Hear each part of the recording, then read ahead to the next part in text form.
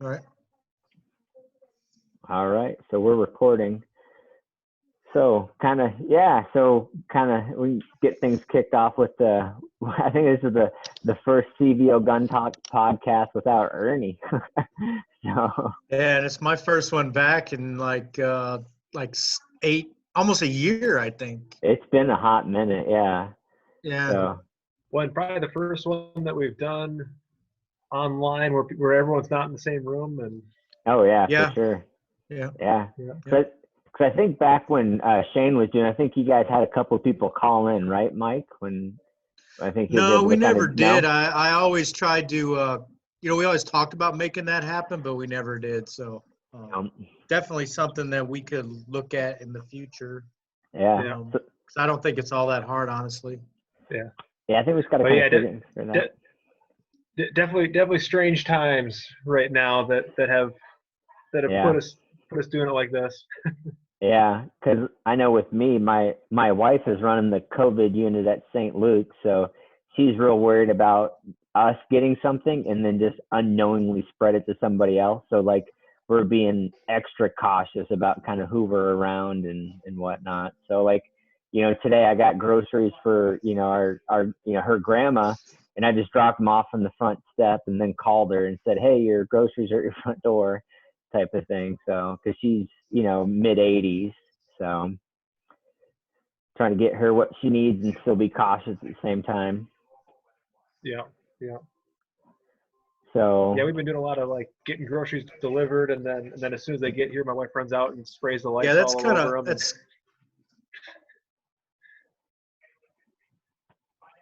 Go ahead, Mike. Uh-oh, did we lose Mike? Johnny, there, can you hear me? Yep, I'm still here. Yep. Uh-oh, I think we might have lost Mike. Uh-oh, yep, we lost him. And he's gone. So I'll send him But anyway, a quick. so you said so your wife is actually she's running the COVID unit at St. Luke's?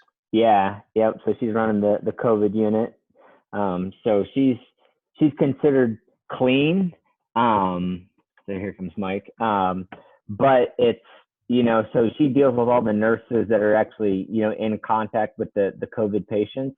So she's considered clean, but still she's around them, so she might get it third hand. So we're just being extra cautious with the kids and with who they're around. Because I heard a stat today that based off of New York, like it's almost like 70% of the people that have the COVID-19 don't even know they have it. They're, asymptomatic. So it's like, okay, you can be asymptomatic and still pass it on to somebody and, end up really getting hurt. So it's kind of, we got to be really cautious about who we're around. So, crazy times. Did you guys notice I was gone? Yeah. I saw, Yeah. I asked you a question, then all of a sudden I was like, oh, I think we lost Mike. So this is something I've noticed. I don't know if you guys have been doing a lot of Zoom stuff, but I've been doing a lot of it because I've been teaching basically on Zoom for like 4 weeks now. Okay. If everybody's got their microphone on, I think I think it makes the internet unstable. Oh, but so if you mute it, if you mute it and you push the space bar on your computer, it's like using a push to talk button. And I think gotcha. And I think it'll work a little bit. I don't know. I just got kicked off. It said unstable internet and then kicked me off. Oh, gotcha. So, but yeah, Mike, so I know it's been a while since you've been on, and I know that you've been doing a lot of paramedic things. So now that the whole essential thing came out, what's your take on now, paramedics being deemed essential finally? Well, it's kind of a funny thing because people's perception has always been, I think people assumed, right? Mm-hmm. And I'm going to try to summarize this without making it too complicated, but it's hard because EMS in the United States is like super complicated. So little history lesson, EMS started in California in the 70s, Johnny and Roy and all that stuff was like started around Los Angeles and then also Pittsburgh, PA. And every state just kind of grew their own system.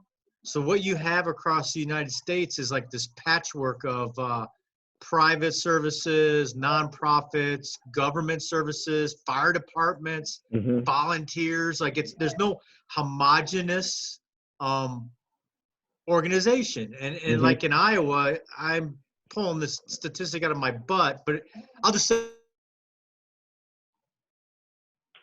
and then if you take away the volunteers, the majority of what's left is like I work for a nonprofit.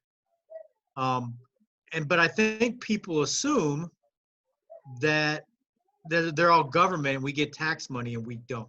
It's not written into Iowa code. We survive off of donations and patient fees, which because of Medicare, Medicaid, we only get about 40 cents on the dollar. Like if we charge $100 for an ambulance ride, we're gonna get like 40 bucks. And yeah, it's tough, man. And we just all kind of chuckled with each other when Governor Reynolds said, "Hey, EMS is essential." I'm like, oh yeah, it'd be Yeah. nice. And it was Yeah. like actually written into law, Yeah. so we Yeah. could get a little. I mean, you guys know as well as I do that I am not a big tax guy, but I think people would pay for something they already think they're paying for. You Yeah. know? I kind of heard a thing that I'm not like you said, I'm not a big tax guy, but there are some essential services that should be a shared resource, right? Like the fire department, EMS, police services. So it was like a weird thing where it was like maybe you're taxed like 5 cents to the dollar to an extra on top to like a certain whatever like bandwidth of money, but that extra 5 cents on the dollar goes to the police department, fire department, EMS, healthcare, certain things like that, where where your tax dollars actually going to, instead of right now we're being taxed on and it can go to whatever but like you would know for a fact that that extra 5 cents to the dollar goes to police, EMS, healthcare, something like that. This way we don't if we get into another pandemic like this, we know that there'll be masks and respirators and certain things like that, or EMS being paid for overtime or something like that, where those essential services will get compensated for the unexpected hit. So to me, that I would feel more comfortable doing that, even though I'm like you, Mike. I'm pretty against being taxed, but we know certain shared services are essential to keeping this thing we call Earth moving, right? So we got to keep our way of life going, and we need those services in order to do that. So to me, I would more than I'd be like, okay, as long as I know where that money's going, I'm happy with it. Unlike right now, where my tax dollars can go to who knows what, right? So Yeah. Yeah, I mean, and another thing, not having EMS officially as an essential service in Iowa code is, I mean, you mentioned police department and fire department. They do get some tax subsidy in every municipality, and you are guaranteed to have a fireman show up to your house or a police officer show up to your house. I mean, technically, in Iowa, I don't have to show up. And right. you run that risk a lot in a lot of rural communities. You run that risk of not having somebody available because you take a small service that's run by volunteers, and maybe by some stroke of luck, they get a couple calls at the same time. Well, they only got one ambulance. Now you got to call the one from the next town over. It takes an extra 30 minutes. But maybe if they had a little bit of financial support, they could man two ambulances, or I'm just throwing out what ifs, but that's where the problem is, right? You're not guaranteed to get a response. People expect a response, but there is no guarantee that you're going to get one. All the EMS response in this state is basically done. I'm not going to say out of the goodness of somebody's heart, but kind of that's what it comes down to. Like all these volunteer people are just trying to be nice people. Right. Yeah. Because that's one of the things that I'm just like, if I knew what my tax dollar is going to, I'd be more than happy to put more money to certain things. Right. So, I mean, I don't know. I don't know how you guys feel about that. I'm not for this blanket slate of taxes, but if I could hold people accountable for what my tax dollars go to, I might be able to say, hey, this year I can give EMS or the fire department, since I live in rural areas where we don't have, quick response, to say, hey, if we can get these people to pay a little more, maybe they can get better equipment to service us when we certainly need it. And there's been a movement. This year it's been a big Wright County out in western Iowa. It's kind of like the president's doing now with this COVID stuff, letting the governors decide it. It works kind of the same way in the state. The governor's letting the counties right now decide if EMS is essential or not. And Wright County was like the first county to declare it essential. And now a lot of the other ones are trying to follow suit. The county I work in, Benton County, we've been meeting with the board of supervisors and we've got a committee that I'm on, and we're working towards it. Like, it's in the infancy stages, but we're trying to get that, because you got to get it up in front of the people, because everybody's got to vote on it. It's going to be like a public vote. Is there a lobbying group that does that at the state level for EMS service? Yeah, there's a lobbying group. It's called the Iowa EMS Association, IEMSA, and they are trying to get it as a state function. And I think it's gathering some steam at the state level as well, but this COVID stuff's kind of put everything on hold. Yeah, it's one of those things where it's like, now's the time when you can probably push it through, except for no one's meetings, so you can't actually.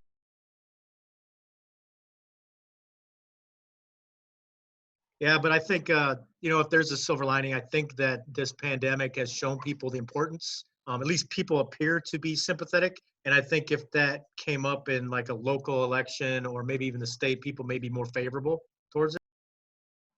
Yeah, or at least now it could go on like a ballot box type of thing where hey, let's vote for this. And I guarantee more people would hop on that for sure. Yeah, because like I said, I don't think most people, maybe they do now, but I would say 6 months ago, you ask 8 out of 10 people and they'll be like, oh, I thought I was already paying for that, Yeah. Yep. Yeah, I thought that was a regular service that came out of the tax dollars until you said something about a year ago, and that caught me kind of off guard. I was like, oh, I didn't know that was a service that wasn't being funded by tax dollars. So I was really surprised by that. Yeah, I mean, in some municipalities, like if your ambulance service is part of the city fire department or whatever, then yeah, it is. Like where I work down in Iowa County, it's a county service. They get tax dollars, but it's not everywhere, and it's not every service. It's really a kind of a puzzle of like all different kinds. Yeah, it's like a crapshoot, right? So Mike, Mike, with this going on now, do you see this changing how you respond as a paramedic, like forever going forward? Yeah, I think like it's definitely changed the way we respond now in the short term. We had to make up some special protocols and talk to dispatch their pre-screening calls. Like they're asking people, do you have a fever? Do you have a cough? Shortness of breath? All these like COVID symptoms. And if they do answer in the affirmative, then we're only sending one person in the house, where in the past we might have said 2 or 3 people. We're putting on gowns and masks and eye protection, and those are the people we suspect having it. We are putting a mask on every patient now, like, because we don't know. Like, so if you broke your leg, John, I would put a mask on you right now. And that's definitely a change, right? Yeah, definitely. Yeah. So I don't know about going forward. That some of that stuff's probably going to remain as best practice. I mean, we may be using a lot more masks in the future. And that kind of leads me to kind of like the next point that I think a lot of people didn't realize, that police officers don't have to respond to certain calls, right? Like they're not the authority to say, hey, I'm here to protect you. It's like it says to protect and serve, but it's more kind of at your own risk type of thing. Because I think we saw like Louisiana, Texas, Florida, a whole bunch of other states that came out and was like, hey, unless it's an immediate threat type of thing, we're not responding right away. We're going to call and screen and, make sure that we're sending our people into a safe environment before we actually respond to your call. So that was one thing I think woke a lot of people up. 'Cause I know a lot of people contacted me when they saw that. So I'm like, is this true? I was like, yeah, we've been saying this for a long time, that, you're at yourself to kind of, it's on you to protect yourself and your family. Yeah, like that kind of goes with our protocols. Like at least in the two places I work, kind of rural areas, law enforcement would respond to these medical calls to kind of assist. Um, they don't, unless the person's actively dying, like they need CPR or something, law enforcement's not showing up anymore. We're just trying to minimize contact, you know? Yep. And John, I know I saw some stats from March for the gun sales. I think it was up like what, 300% compared to last year around March. Does that sound about right? Yeah, it was pretty funny. Yeah, toilet paper and guns. I feel like more toilet paper and guns were sold in March of this year than any year previous. Yeah, I had a lot of friends reach out to me and was like, "Hey, what's the best kind of handgun I can get, or what's the cheapest handgun I can get?" And I was pointing to Cedar Valley, and I was like, "Hey, they have these guns in stock," or "Hey, they have this in stock," or just kind of pointing to something that they could get. And a lot of them were surprised they couldn't just go up and buy a gun, especially a handgun. They're just like, "Oh, I need a permit to buy or a permit to carry in order to get it same day." And I was like, yeah, it's just not over the counter like some people think. Yeah. We sold more pump shotguns than I like.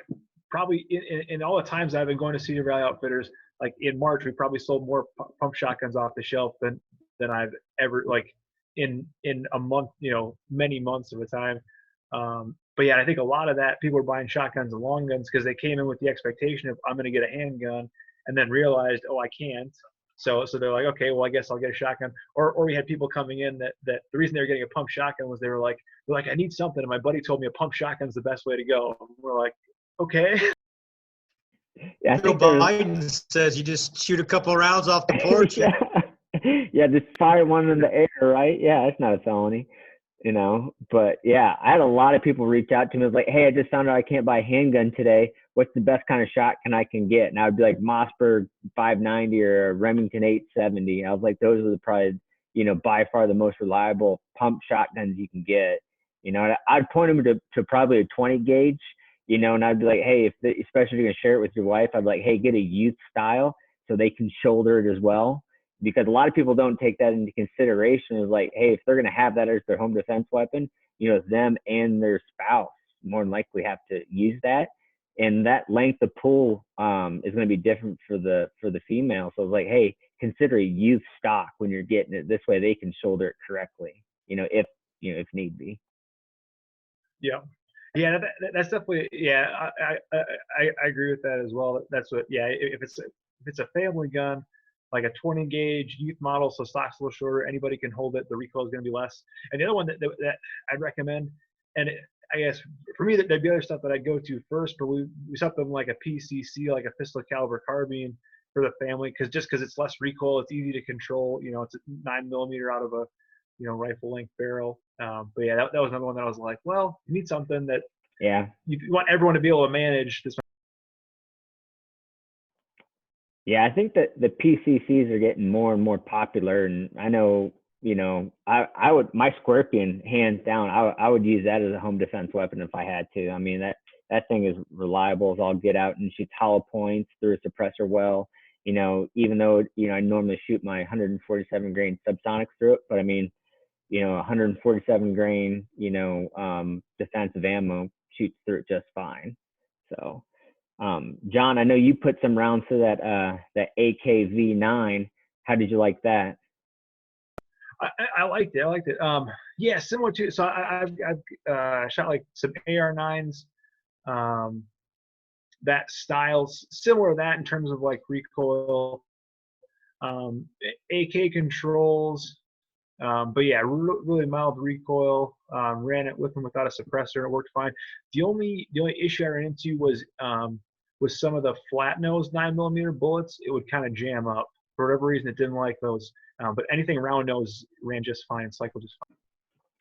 Yeah, I know some of my other my AR9, the one that's built specifically for 9mm, takes Magpul mags has got that weird CMMG insert. That thing does not like flat nose at all. I mean, it'll jam up like no other. And it's hit and miss on some of the hollow points. If it was a hotter hollow point, it'll feed it because it's cycling so fast. But if it was like 115 grain hollow point, I mean, it wouldn't really cycle it, but like 124, 147 grain, hollow point, it would cycle it pretty good. But yeah, the flat nose 147 grain subsonic would just jam up like every other round. But that Scorpion and even that Ruger PC carbine that I have, that thing just eats anything. So that Charger version of the takedown that you showed me the other day, to me that would be like a go-to type of home defense gun if need be. And it takes Glock mags. Even though I'm not a big fan of Glocks, it does take those mags, and it's nice to have a 33 round happy stick in it. So yeah. I mean, I'll be excited to get that one off the range and try it out. Yeah, that's my first time using one of those. And then I saw you starting to get into I saw you posted today that they were able to get some rounds through a low powered variable optic. What'd you think of that? It was good. Yeah, it'll take a little bit of getting used to, I think, for me going, because I've primarily used red dots for most stuff. But yeah, and then we kind of talked about it too when you're talking about the Strike Eagle too. I would like the highest brightness setting to be a little bit brighter, so it's almost like a red dot, even on the highest setting for that one. Like today I was shooting into the sun, and it would wash out. I kind of almost have to shadow it to be able to see it if you're looking in the sun. Yep. Mike, have you been shooting any? I know we're getting a couple different things, but have you had any experience behind a low power variable optic? No, but like both you guys. So I was out at the Ikes the other day before they closed down the indoor range, getting signed off so I could use the indoor range there at the Isaac Walton, and my eyes are just getting worse and worse. So I'm having a hard time. I just can't focus on the front sight and the target or either one. Like they're both fuzzy no matter what I do. So when John was talking there, and I'd been thinking about that since that session out at the indoor range was an RMR. So I don't know how much time we got left or how much time you need to talk about it, but maybe one of you guys could talk about, like, I know nothing about RMRs other than I've seen them on other people's guns. Like, for somebody that doesn't know crap about them, like, how do you go about getting one on your carry? Yeah, I know John. Yeah, John and I can both talk about that. Like, Mike, my goal is to. So this is a Glock 43 slide. My goal is to get this milled for a red dot, and then let you and Ernie try it out. And I want to run it too, just for me. But yeah, because I just today took out the Trijicon RMR on the Glock 19 and have shot that, and yeah, I really like it. It takes a little bit getting used to, like, presentation wise. I know Eric and I were talking before, and we actually had reverse issues. So when I extend out, if I can't see the dot, it's always because the dot's high and I gotta push my gun down. And and talk with him, he's like, I got the opposite issue. Whenever I push out, if it's not there, you gotta tip it up. So it's kind of figuring out where. Yeah, So if I want to set up my current carry gun, and I usually carry a 43 or a 19, like, where do I start? Yeah, so to me, I would look at just what red dot you want. So I would just look at different red dots. Like, I have a Holosun 508, I think. It's a titanium one. And that's got a 65 MOA ring around that, I think it's 2 MOA dot. And to me, I like that because I can see that big ring before I can see the dot. So it's kind of like an EOTech. So you got that donut of death. So as you're presenting out, if you're not able to pick up that dot just yet, you can see that circle. So you can get shots off relatively quickly. So I'm still quicker with my irons, but transitioning from target to target, I'm a lot quicker with that red dot optic. And I'm a big fan of that donut, just for the fact that I can transition really well, and I can pick it up on the presentation a lot quicker than I can pick up that red dot right now. So I would look at, Holosuns, RMRs, even trying to think of, there's an SRO. I know it's not duty ready yet, but just for looking at different ones, it's got a bigger window than most of those other red dot optics for handguns right now. So it depends on a lot of different things, but I'll just, get behind different dots and see what you like. Cause that's what I had to do. Like I shot RMRs, I shot a Holosun, I shot an SRO and MRO, I forgot what that one's called. And I also shot a Delta Point. And for some reason that, just cause I'm used to shooting like an EOTech style optic, I'm so used to that donut that I pick that up a lot quicker. I don't know if that's just, a training thing, but I can pick that up and I'm getting pretty quick with it. But it's just time and just figuring out what you want. But the nice thing about the Holosun is it's the same footprint as an RMR. So if you're not sure which you want to go through a Holosun or an RMR, if you get it milled or pick up a Glock MOS, that footprint's still the same. So you can put either style on it. So that's kind of nice. Yeah, so the challenge with the 43 and 43X, and that's so I've kind of been looking around trying to find someone who can do it. Is so like for an RMR, the slide is too narrow to mill the slide directly and put the mounting holes in it. Same thing with the Holosun. So what you end up doing is you end up using like an MOS plate. And so right now I'm trying to find someone who can basically mill out a 43 slide to take the MOS plate that like the rest of the Glocks use, and then basically you'd have the plate in between. So you'd mount the plate to your slide, and then you'd mount your RMR or whatever you're using to the plate. Otherwise, if optics that do directly mount to the 43 in terms of their footprint, SIG just came out with one called the SIG Zero. I'm hesitant on it right now. I actually want to try and get one, but they're sold out in most places. It's narrower. It's actually designed to go on like the SIG P365. So it's narrower than the Trijicon. The downside of that is you lose field of view, so it's a smaller field of view. Otherwise, there's I think it's Holosun makes one too. It's a slim one.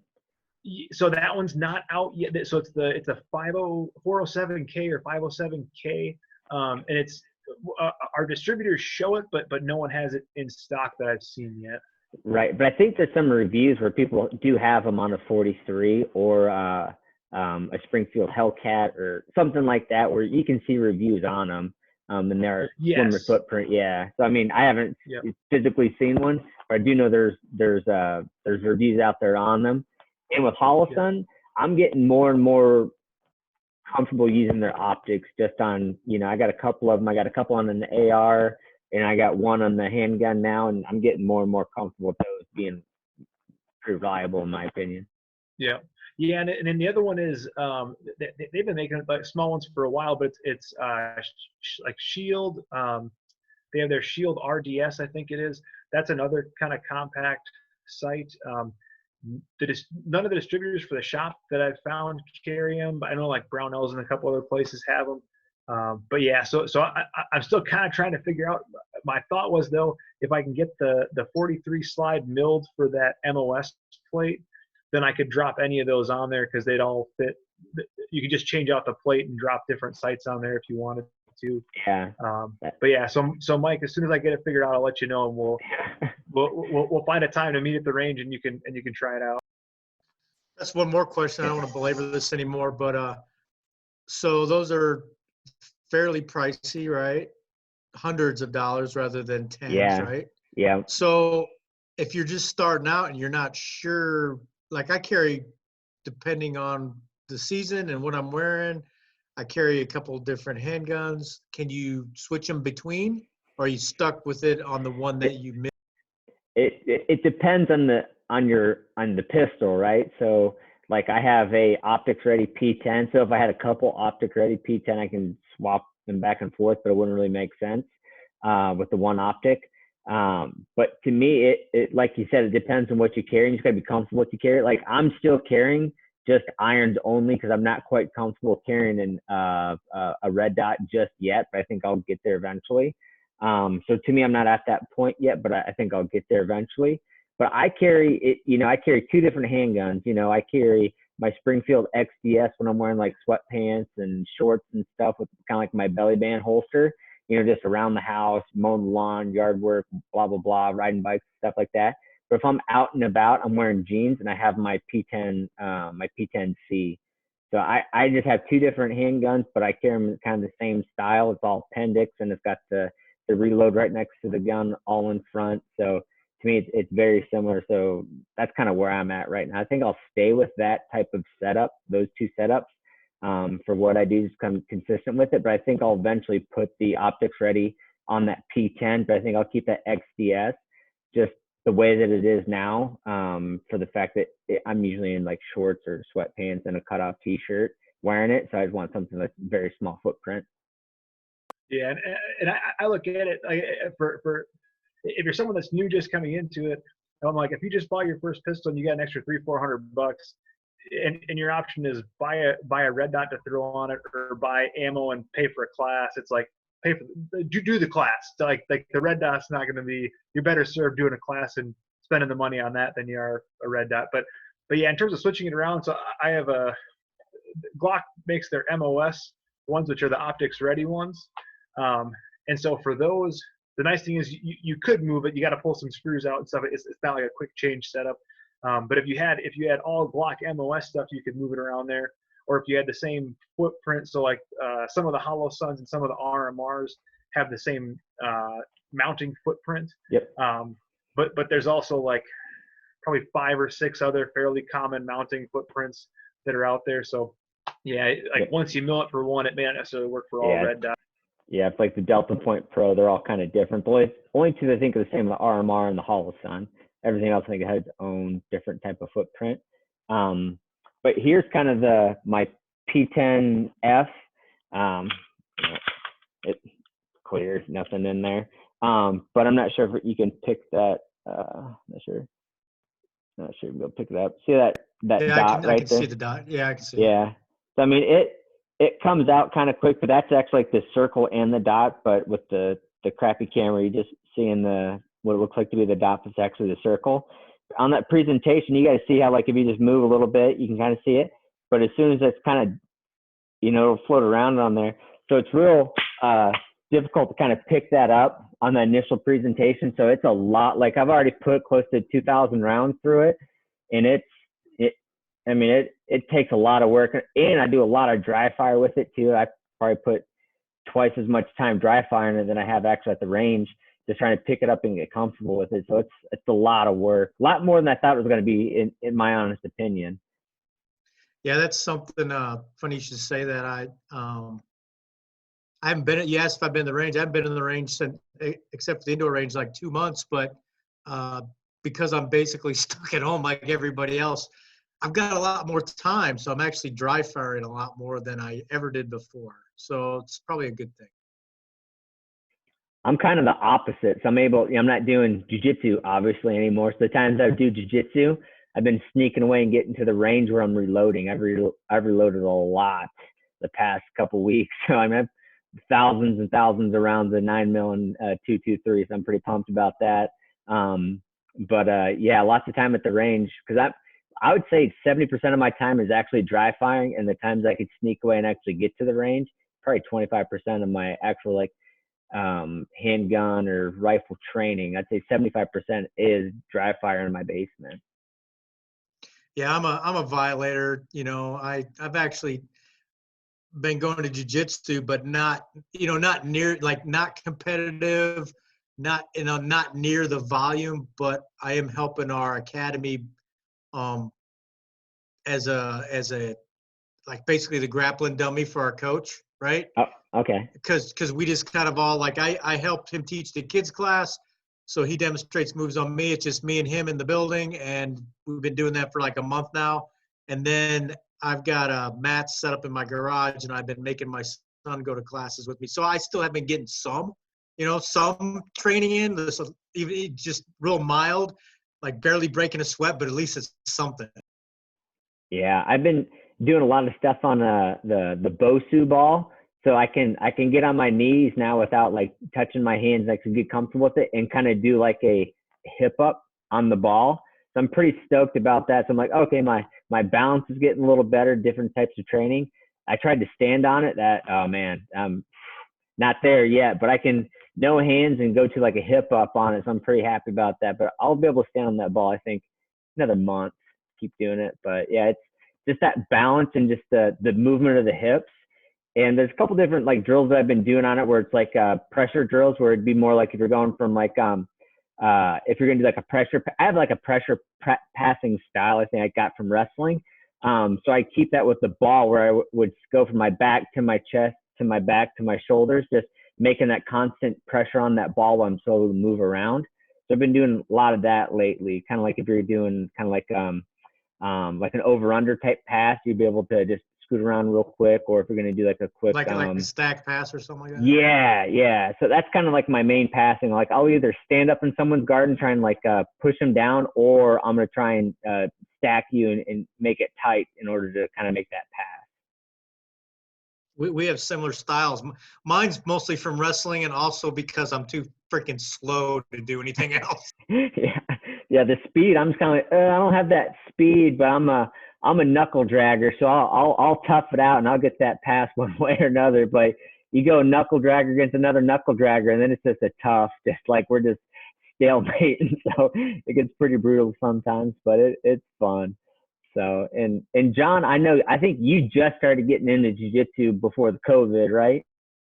Yeah, yes, I started November, and so and really enjoying it. And there's been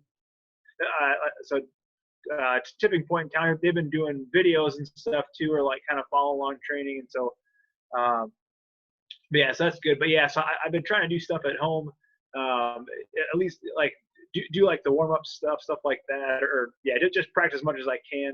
And then I have a like a stand up bag at home, and so I've kind of started hitting that more. Like I'd had it for a while, and previously I would do a little bit just like for fitness stuff, and so I started doing a little bit more with that, and doing some of the stuff like practice more of the EOW stuff, like some of the strikes and stuff that we do from that, because I'm like I got to do something, where I was doing jiu-jitsu, so like doing stuff like that I can kind of practice on my own.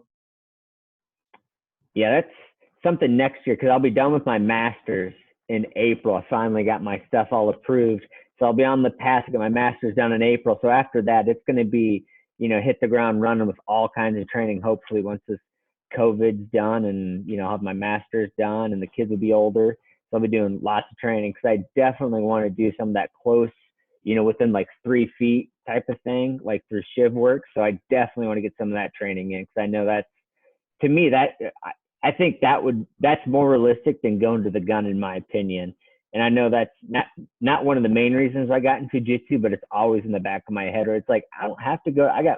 I hate the expression, the tools in your tool belt, but I mean, it kind of fits. It's just kind of like, that's not my go-to. I can always have something else to fall back on. And if, all else fails, I got, the gun there. Yeah. Well, I mean, that's exactly the reason I started doing jiu-jitsu was 5 years ago. I went to ECQC and I got my ass handed to me, and I still get my ass handed to me, but I feel more confident why it's happening. But that first time was a very big eye opener for me. Oh man. Yeah, I'm really hoping that ECQC in September, I'm hoping things are cleared up by then, because I'm looking forward to doing the ECQC in September. But yeah, so that was one, like, I had, since I started doing more training stuff, I'd always heard that having like the no-handed skills or stuff like that, and then to go to the EOW class and then actually kind of go somewhat live on some of that stuff, you're like, oh yeah, you got, like, it helps to be in a little bit of shape, and there's certain, like, if you know these things, it'll kind of help you out a little bit. And and even like the little bit of jiu-jitsu that I've done, like when things went to the ground, it was like, oh yeah, like get to here, and then like you'll slow them down at least, like if you're in this position versus trying to do something else. Or the other thing, I cut these out since I've been home. I got more time at home, so I was like, oh, I'll just try making a few. There you go. So is ShivWorks coming back to Iowa City in September? No, that's going to be up. ECQC is going to be up in the La Crosse, Wisconsin area. some friends of ours, Robin Godolphin and his company Resilience Development is hosting it. Craig will probably be back down to Iowa City either next winter or next fall. So like a year from the last time. Okay, so it'll fit right in my time frame of, when I'm done with school, I can go to Craig's class. Well, I keep wanting to get something set up, because at CVO they have the mats there, Yeah. and I think Ernie would let us do something there, like almost practice some of that stuff. But well, and kind of was talking about it or looking at it a little bit before all this stuff kicked off, but like doing like a, hey, every second Saturday or third Saturday of the month, like show up at CVO, and from 7 to 10 we'll do something that's self-defense, or mixing in jiu-jitsu with other situational stuff. Yeah, because one thing I wish that we would kind of do at Tipping Point, which I think Mike, I think you guys do this, where you're like once in a while you guys will like roll in street clothes just to say, hey, it's a change in season, let's try this. Yeah, we've done that in the past, rolling street clothes, or he'll say, hey, wear something similar to what you would be wearing at work. Sometimes when we're doing drills or whatever during a regular class, he's got several, replica firearms and, like blue guns and knives and stuff. He might just throw one down. And even if the person that picks it up has no idea what they're doing, all of a sudden it totally changes everything, right? Yeah, Now you the got dynamic changes. Like I just was listening to a podcast yesterday. I don't know if you guys are familiar with Adam Smith. He's an MMA fighter. Mm-mm. So he's like the number 3rd ranked like middleweight in the UFC. He had a home intruder in his house about 3 weeks ago. Yeah. Okay, I did. Yeah, he was on a podcast talking about how hard it was to control this guy because he was worried about his hands. He's like, yeah, normally I just, get a rear naked choke and he'd be out in like 3 seconds. But I was thinking, if I did that, what is his hands doing? Does he have a knife? So it totally changes everything. Yeah, he was saying how hard it was just to control the guy. And it turns out the guy was a really, really good high school wrestler. So he had like a good foundation. So it was kind of like, so because I think he said he tried to get him down at one point in time and he couldn't. And it was also the light. He didn't know, like, he kind of knew where they're at, but he said it was so dark. And he said he didn't really know what else was going on. He didn't know if there's someone else there. So there's a lot of things that kind of play into that. And I mean, there's a lot of things that kind of people should think about. And the whole lighting thing is one of the reasons why we keep a kitchen light on all the time, because we've got a very open floor plan upstairs. So if you go out, the one kitchen light's on above the sink and you can see pretty much everything that you need to see. So that's one of the main reasons why we like to leave it on, just in case something does happen, we can really see quickly what's there.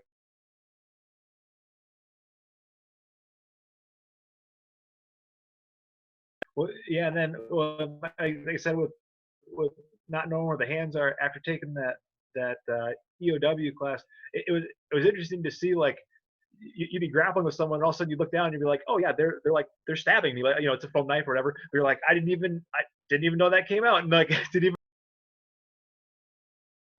Yeah, humans are devious, man. People switching hands and stuff on you. It's like they're not fighting fair. How does that happen? Yeah, I think everyone should at least get some type of training in that, because I just know, like, the first time that I went to a jiu-jitsu class back in 2009, I think was my first jiu-jitsu class. Just going in there and just being humble, just right off the bat with people, is like, oh, I think I can throw this guy around, and all of a sudden it's like, oh, this is weird. Like, I can't get this person either, away from me or off of my side, or now I'm mounted, and I just put myself in a bad spot. And of course, being a wrestler, I didn't want my back on the ground. So I would turn right away, and all of a sudden, like, oh, now I'm getting choked. So I was in a bad spot. Now I'm even in a worse position, So it was like, oh, now I'm definitely going down this rabbit hole with, not knowing. And especially now, like, at Tipping Point, we got we're fortunate to roll with so many different high level brown belts or black belts, where it's just, man, it's just like, okay, I'm getting throttled by this guy. Let me roll with this guy. Oh, I'm getting throttled by him, but it's a whole completely different game. Like one person likes leg locks or controlling 50-50, and you got another person that's like, oh, I'm going to go lasso, and I'm just going to throw you around no matter what you want to do. And it's just, man, it's frustrating, but it's humbling at the same time, and also lets you know that, technique and patience, and space. Like, I didn't realize how important space was until I started doing jujitsu and started really understanding the basic fundamentals of it, where space is so key. It's just like, all right, I want to be able to, one, control space or create space. I don't want to be in that in between where both can happen.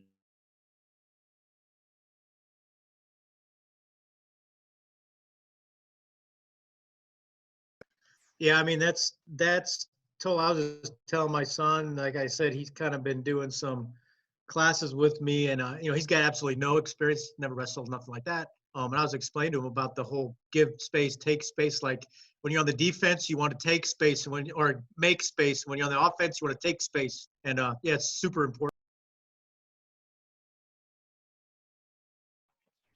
Yeah, that was one thing I just starting out, where I didn't realize that how important space was.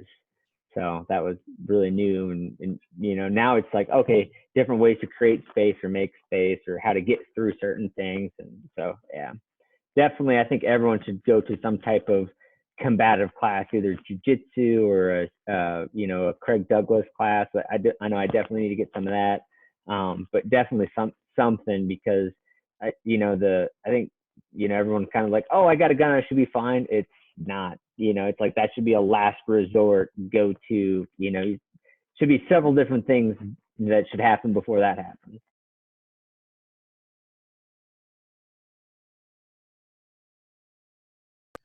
I didn't know if we had anything else to talk about, or Yeah. I was just gonna say, I think our time might be cutting us short here in a little bit. I didn't get a countdown clock or anything like that, but I think this was kind of a good first one and a good test. I know I had some audio things kind of hiccuped at the beginning, but I think it's because all the bandwidth upstairs and before the kids went to bed was kind of sucking it out. But I think it's been good the past 30 minutes, I think. So, but yeah, I think for now, right, this is going to be kind of a normal for a little bit. But it wasn't too bad of an experience. I don't think we were able to get some certain things across, and I think next time we'll be a little more organized, I think, with some talking points, and definitely kind of talk more about, what's going on, just in the world today, and kind of especially in our area of Iowa with, what Governor Reynolds put out. I know I was pretty heated as soon as I heard that. And then kind of like some things kind of like redacted, kind of like the next day. I was like, okay, so it was like kind of an extreme to the other. So I was like, all right, let's, people, let's get real. So yeah. Well, yeah, I just kind of looked at it as I was like, I feel like most people are already kind of doing those things that she said anyway. But yeah, it just seemed a little bit, maybe a little bit of overreach, but yeah, it's always a balance. Yeah, but I think it was a lot of people calling for it. That's the part that I was really confused about. A lot of people like, no, come take my freedom. And I'm like, what are you guys doing? No, because the one thing I know about the government is once they get something, they usually don't want to give it back. no, they won't. And if you guys, I mean, I've been immersed in this stuff for the last month and a half, like going to webinars twice a week and statistics. And so the last time I looked, I think it was this morning, there's 64 deaths in Iowa. 64, right? Over half of those are in nursing homes. So if you take the nursing homes out of it, let's just say 30 people have died, and we've shut down the entire freaking state. Yeah. Well, we need to look at that again. And to me, it's especially like I was like the stats, because I know they're looking at New York because I think they're the hardest hit. Just kind of how New York's set up. But I saw listening to Ben Shapiro's podcast, and he said if you look at the numbers of people under 55, the people that actually tested positive and died, you have I think it was because they're doing it per capita now. So if you go 1,000 per capita, you have a 0.004% chance of dying if you're healthy and under the age of 55. And that was based off the information they're getting out of New York, which was the hardest hit, I think, as of right now. There's a one of those Iowa DOT traffic signs right by the exit I take to go to my house. So for the last several years, they flash up the number of highway deaths, and every year I look at it, it's right around 300 to 350 every year. Yep. So we're Yep. losing 350 people a Yep. year in traffic accidents. It just seems like unproportional to me.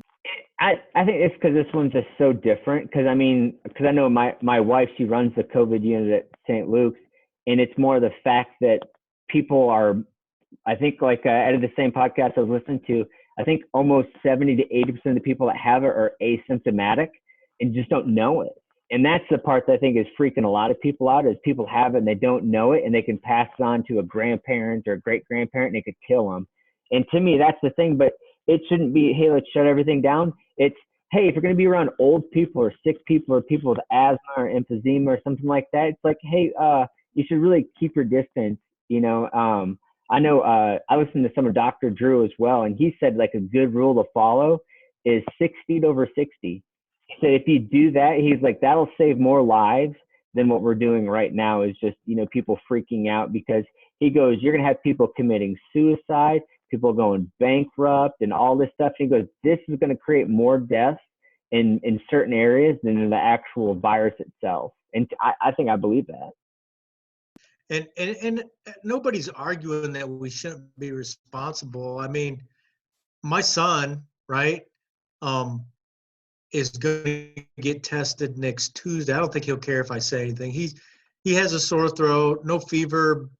He's always got a cough because he's over by the burn pits in Afghanistan. But he's got some mild symptoms, and he called the urgent care, and they said, we'll test you. So he's getting tested on Tuesday. And I said, okay. Well, when you come over and you're around your mom, you're wearing a mask. I make my own son wear a mask in the house, right? Yeah, but that's reasonable, right? It's just being precautious, because he may have it. You just don't know. And that's like, like I said, with dropping off at my wife's grandparents' house. I don't think I have it, but just to be on the safe side, I wear a mask, and I dropped it off at the front steps and didn't even make contact, really. I was in the truck and I called and I said, hey, your groceries are on the front steps. You came out, I waved, and then I took off, So it's just being cautious, because we just don't know right now. And I think that's just being, responsible, right? Because I'd feel terrible if I had it and didn't know it and gave it to her and she died. It'd be tough to live with after that. No, absolutely. But I totally agree with you. There's a difference between being responsible and being aware and being informed. And these people are like, oh, please come save me, because I'm friggin' panicking because I've never had to face adversity in my life. And now my life is falling apart, and oh, please give me my government check. Like, don't even get me started on that. The $1,200 stimulus that's actually my money to begin with. Yeah. To be able like, oh, it's my money. It's just like, no, it was your money to begin with. I was like, the government doesn't make anything. I said, the government takes. And I was like, that's why people are like, hey, shut Iowa down. It's like, no, they're going to take your freedom. And I'm like, and then when they give it back, do you think they're going to give all of it back? No, they're going to give you some of it back, and they're going to keep some. And that's just how the government works, because once they have something, they're going to keep a big chunk of it, and they're going to give you what you think you want back, but not all of it. I did that little tracker thingy, and to see where the stimulus thing is, 'cause I didn't get it deposited last Tuesday like a lot of people did. So I looked, and it says data unavailable. So I don't think I'm getting one, because I think there's certain like criteria. And I think one of the criteria may be if you owed taxes, and I owed taxes this year because I tend to not deduct. Yeah.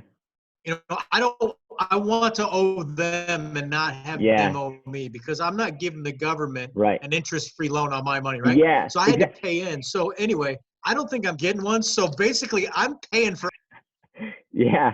And a lot of people think that they should get like a big tax return. So that was like when Trump had his old tax thing. I was like, but my taxes were hot. I got more back in taxes last year. It's like, no. Your goal shouldn't be to get a lot back, because that's your money. I said, your goal should be to break even at zero. That's the best case. But a lot of people don't see it like that. I'm like, no. It's your money, and they're giving it back to you. That's like me taking money in January and giving you some of it back in December. And it's like, that's, like people need to understand how, the tax system actually works, because I know a lot of people that make a lot of money, and they do not pay taxes until they have to. They pay it at the end of the year, and they go through accountant to say, hey, I'm going to write a check to the government for these taxes, because guess what? It's their money, you know? And I'm like, everyone that's needs to think exactly of what it I that do. way. And it's not like, I mean, I'm not making a decent living. I'm not going to say that I'm rich. I don't feel like I am, but I'm not poor either. But I definitely, I'm fine with owing taxes at the end. Oh yeah, to me, as long as you're smart with it, because he's like, I make money off of it. He's like, I put money away in a higher interest rate account, and then that's what I write my check to the government out of. But he's smart, and he puts money away each month for taxes that people should do. So to me, but I mean, I'm like you, Mike. I could go on and on and on about taxes and infringement and things like that. But I got my wife texting me saying, hey, it's time to start cleaning. So I got to clean the house while the kids are asleep. That sounds horrible. I cleaned 3 ARs, a lever action, and 4 handguns today. Oh, and my pheasant gun, which I haven't cleaned since pheasant season. I spent like 5 hours cleaning guns a day, and I'm like, I should probably do this more often so it doesn't take. Yeah. See, I'd do the same. I'd clean like one gun, and then I was like, I could reload a bunch of ammo right now, so I think I'll reload ammo. That's just how I am. But yeah, I should be cleaning more things, but it is what it is. But I got a whole safe full of guns, but I only really shoot probably 5 of them, and those ones are usually. I mean, if it's gonna work, it's gonna work. But I'll throw little rem oil or some CLP, rack it a few times, and it'll work. So to me, I'm like, cleaning is like, if I have actual downtime, I'll clean them all. You know, I'm kind of like you, like what you said, clean a whole bunch of them at once. I'll clean the whole safe, and it'll take me 2 days to do it. And that's usually during like the Collins shutdown, and during that time frame, I usually like, that's like my good deep cleaning time.